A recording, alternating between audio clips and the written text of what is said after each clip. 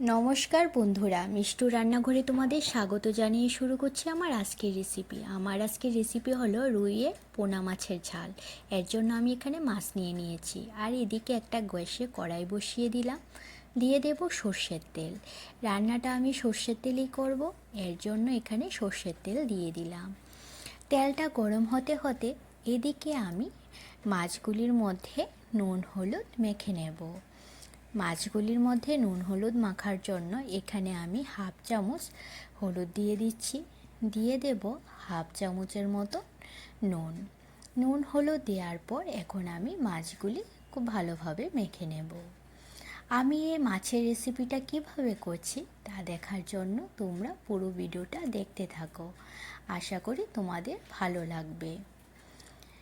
মাছগুলির মধ্যে আমার নুন হলুদ মাখা হয়ে গেছে, এদিকে তেলটাও গরম হয়ে গেছে।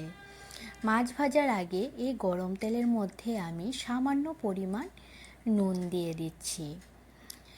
এই সাধারণ কড়ার মধ্যে রান্না করার সময় তেলের মধ্যে সামান্য নুন দিয়ে তারপর মাছগুলি ভাজলে মাছগুলি কড়ার মধ্যে লেগে যায় না।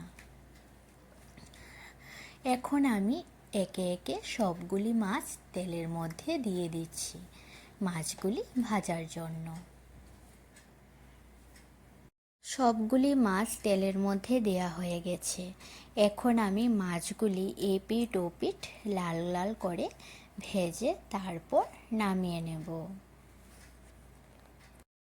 রুই মাছের এই চারাপোনাগুলি অনেকেই অনেকভাবে রান্না করে থাকে। আমি কিভাবে রান্না করছি তাই আজ তোমাদের সঙ্গে শেয়ার করছি। এইভাবে রান্না করলে এই মাছগুলি খেতে খুব ভালো লাগে। মাছগুলি আমার সবগুলি লাল লাল করে ভাজা হয়ে গেছে। এখন আমি সবগুলি মাছ প্লেটে নামিয়ে নেব।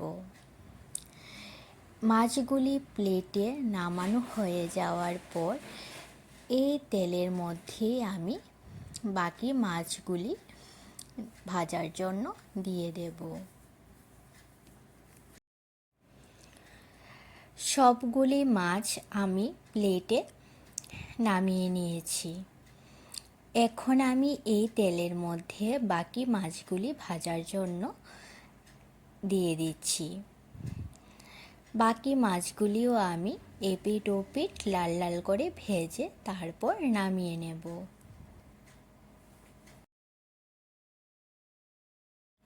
বাকি মাছগুলিও আমার ভাজা হয়ে গেছে।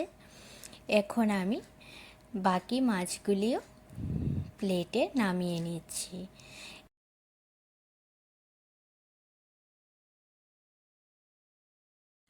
সবগুলি মাছ আমি ভেজে তারপর প্লেটে তুলে নিয়েছি।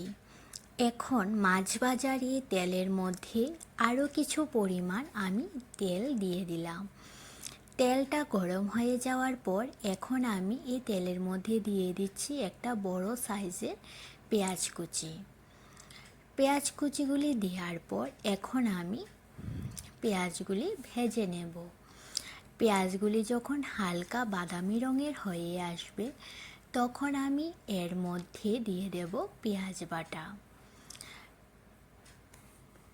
পেঁয়াজগুলি আমার ভাজা হয়ে গেছে। এখন আমি এর মধ্যে দিয়ে দিচ্ছি পেঁয়াজ বাটা। এখানে আমি 2 চামচের মতন পেঁয়াজ বাটা দিয়ে দিলাম।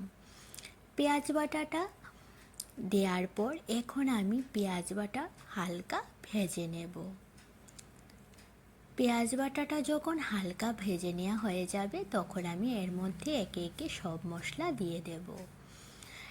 পেঁয়াজ বাটাটা ভাজা হয়ে গেছে।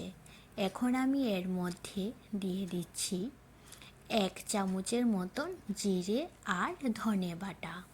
এখানে আমি জিরে আর ধনে বাটা একসাথে বেটে নিয়েছি। এখানে আমি 1 চামচ জিরে ধনে বাটা দিয়ে দিলাম। দিয়ে দেব 1 চামচ রসুন বাটা, আর ঝালের জন্য দিয়ে দেব এখানে লঙ্কা বাটা। এখানে আমি কাঁচা লঙ্কা আর পাকা লঙ্কা একসাথে বেটে নিয়েছি। লঙ্কা বাটা এখানে আমি 1 চামচ দিয়েছি। কালারের জন্য দিয়ে দিলাম 1 চামচ কাশ্মীর লঙ্কার গুঁড়ো। তারপর এর মধ্যে দিয়ে দিচ্ছি হাফ চামচ হলুদ আর হাফ চামচ নুন। সব মশলা দেওয়া হয়ে গেছে। এখন মশলাটা মিশিয়ে নিয়ে তারপর মশলাটা কষানোর জন্য আমি এখানে অল্প পরিমাণ জল দিয়ে দিলাম। এখন আমি মশলাটা খুব ভালোভাবে কষিয়ে নেব। মশলাটা কষানো হয়ে গেছে। এখন আমি এর মধ্যে দিয়ে দেব টমেটো। এখানে আমি একটা মাঝারি সাইজের টমেটো কেটে দিয়ে দিয়েছি। টমেটোটা এই মশলার মধ্যে দিয়ে এখন আমি টমেটো আর মশলা একসাথে আরও কিছুক্ষণ কষিয়ে নেব। টমেটো আর মশলাটা খুব ভালোভাবে কষানো হয়ে যাওয়ার পর তারপর আমি এর মধ্যে জল দিয়ে দেব। মশলাটা খুব ভালোভাবে কষানো হয়ে গেছে। এখন আমি এর মধ্যে দিয়ে দিচ্ছি পরিমাণ মতন জল। এখানে আমি জলের পরিমাণটা বেশি দেব না, এমনভাবে জলের পরিমাণটা দিতে হবে যাতে মাছের গায়ে ঝোলটা লেগে থাকে। মশলাটা কষানো হয়ে যাওয়ার পর এখন আমি জল দিয়ে দিলাম। জল দেওয়ার পর হালকা নেড়ে চেড়ে তারপর ঝোলটা ফোটা পর্যন্ত অপেক্ষা করতে থাকব। ঝোলটা ফুটে এসেছে। এখন আমি এর মধ্যে সবগুলি মাছ দিয়ে দিচ্ছি। মাছগুলি দেওয়ার পর আর 3-4 মিনিটের মতন রান্না করলে আমার এই মাছ রান্নাটা হয়ে যাবে। আমার এই রেসিপিটি তোমাদের কাছে কেমন লেগেছে তোমরা অবশ্যই জানাবে, আর ভালো লাগলে লাইক আর সাবস্ক্রাইব করে দিও।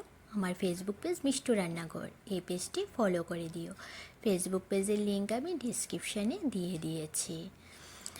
মাছ রান্নাটা আমার প্রায় হয়ে এসেছে। এখন আমি নামানোর আগে এখানে বিলেতি ধনেপাতা দিয়ে তারপর নামিয়ে নিচ্ছি। মাছের ঝোলটা দেখো আমি বেশি রাখিনি, মাছের গায়ে গায়ে লেগে থাকার মতনই ঝোল রেখেছি। এরকম রাখলে মাছটা খেতে খুব স্বাদ হয়। মাছ রান্নাটা হয়ে যাওয়ার পর এখন আমি মাছগুলি প্লেটে নামিয়ে নিয়েছি। আমার এই রেসিপিটি যদি তোমাদের কাছে ভালো লেগে থাকে তাহলে বাড়িতে অবশ্যই একবার বানিয়ে খাবে, দেখবে খেতে খুব অসাধারণ হয়।